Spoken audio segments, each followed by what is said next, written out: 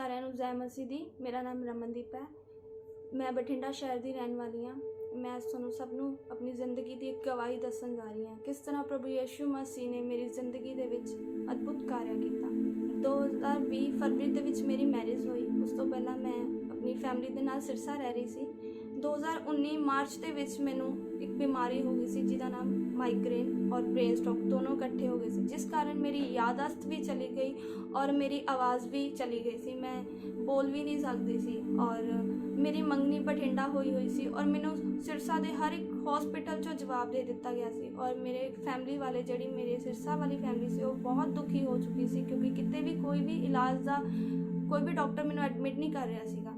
और मेरी इनलॉस फैमिली बठिंडा उन्होंने मेरे लिए प्रेयर करवाई चर्च चों और नैक्सट डे मैनू फिर एक हॉस्पिटल दे विच एडमिट किया और मेरा ट्रीटमेंट चलिया, थोड़ा सही हुई, नॉर्मल हुई। उस तो बाद कुछ महीने पे मैनू पैरासीटामोल की गोली रिएक्शन कर गई सी, जिस कारण मेरे अंदर वाली बॉडी और बाहर वाली बॉडी दोनों ही खराब हो चुकी सी। और मैनू सारे उस कारण भी मैनू हर हॉस्पिटल चो जवाब दे दिता गया। हरियाणा का हर टॉप का हॉस्पिटल मैनू जवाब दिता और मेरी इनलॉस फैमिली मेरी मदर इन लॉ मैनू सिरसा तो बठिंडा लैके आए। उन्होंने मैनू एक बठिंडा के हॉस्पिटल दे विच मैनू एडमिट करवाया। उन्होंने भी यही गल कही कि असी ट्राई करांगे कि अगर ठीक होएगी तो, क्योंकि प्रॉब्लम बहुत ज़्यादा है। और उस तो बाद मैनू 9-10 दिन ICU च रखा गया और मैं 9-10 दिनों तो ICU दे विच सी। मैं देख तो सब कुछ सकती सी पर बोल नहीं सकती सी, ना किसी ना कोई गलबात कर सकती सी, ना ही मैनू कुछ समझ आ रहा सी कि मेरे नाल की हो रहा। और मेरी मदर इन लॉ परमेश्वर ते विश्वास करने वाले सी, ओह एक चर्च के नाल जुड़े हुए सी। मेरी मदर इन लॉ ने उस चर्च जिस चर्च नाल जुड़े हुए सी उत्थों दे एक सिस्टर जी नूं लैके आए प्रेयर करवाउण लई, लेकिन डॉक्टर ने मैनू उस सिस्टर जी नूं मना करता मिलन तो क्योंकि प्रॉब्लम बहुत ज़्यादा सीगी।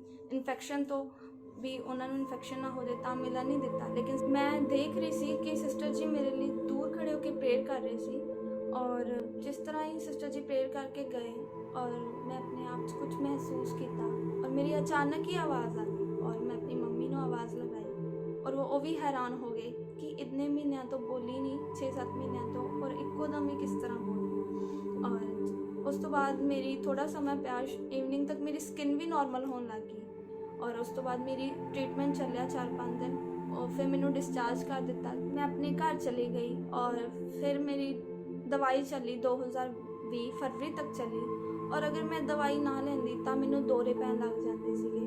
और 2020 फरवरी दे विच मेरी मैरिज हो गई और फिर जिस चर्च च मेरी इनलॉस फैमिली जाती सी मैं उस चर्च कंटिन्यू आना शुरू किया, बठिंडा भागू रोड ते AG चर्च। और मैं कंटिन्यू चर्च आती रही और मैं प्रेयर करवाती रही अपने लिए और मार्च तक मैनू मेरिया सारिया दवाइयाँ और मेरिया बीमारियां तो छुटकारा मिल गया। मैं बिल्कुल नॉर्मल हाँ हुण, ना मैं कोई दवाई लैनी हाँ और ना ही मैनू कोई बीमारी है। इस चंगाई लिए मैं परमेश्वर का बहुत धन्यवाद करती हाँ और परमेश्वर के दास दासी का भी धन्यवाद करती हाँ जिन्होंने मेरे लिए प्रेयर की। मेरी इस गवाही के नाल प्रभु यीशु मसीह तुहानू सब सुनने वालियां नू आशीष देन।